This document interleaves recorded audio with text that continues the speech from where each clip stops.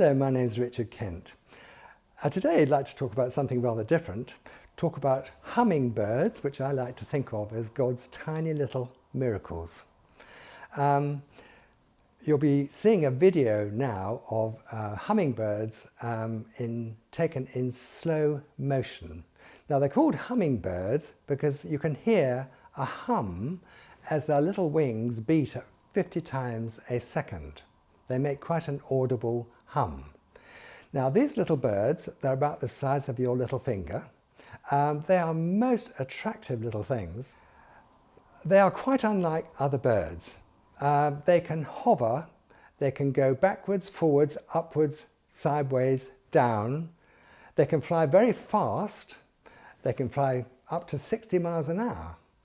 But they can hover in one position because their wings move completely different to all other birds that we know about. Now most birds, when they beat their wings, there's an upstroke and a downstroke. The lift for all birds is provided in the downstroke, and in the upstroke the feathers move apart so that the air can actually get through the feathers. This is quite different from what happens in the case of a hummingbird. The hummingbird has very, very strong pectoral muscles on its chest wall, and the upstroke is just as powerful as its downstroke.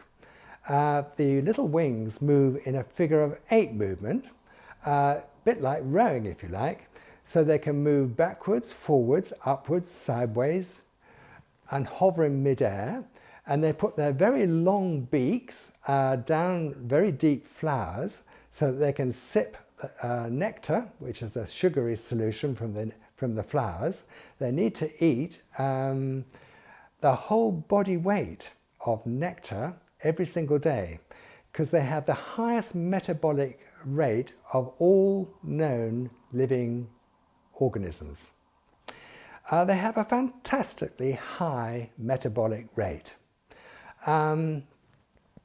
If you or I were, this is quite ridiculous, but if you or I were to eat as much as they eat, we would eat 1,350 hamburgers a day and not put on weight.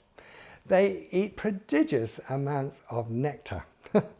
Now sometimes they come across flowers where the nectar is too deep and they've got a tongue which is as long as their very long beaks and will come out and suck the nectar out through special little grooves in the tongue. Their skeletons are extremely light, very, very light. They have a very, very low body mass index. And yet, although they are so tiny, it's no problem at all for a hummingbird to fly 500 miles across the Gulf of Mexico using its extraordinary navigation equipment. Hummingbirds, they navigate using obviously the sun. The hummingbirds can detect plain polarized light, so they can see the sun even if it's cloudy.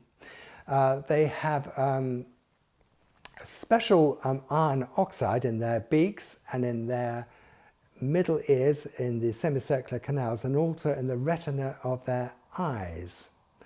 These are truly miraculous little birds. They are tiny and they are so extraordinary that the military have studied hummingbirds to see how they actually can fly so well.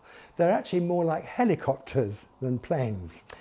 So these are truly little miracles, and I know that the evolutionists like to think that these evolved, but I defy any evolutionist to explain how a hummingbird could possibly evolve. It is so cleverly designed. Thanks for listening, and God bless you.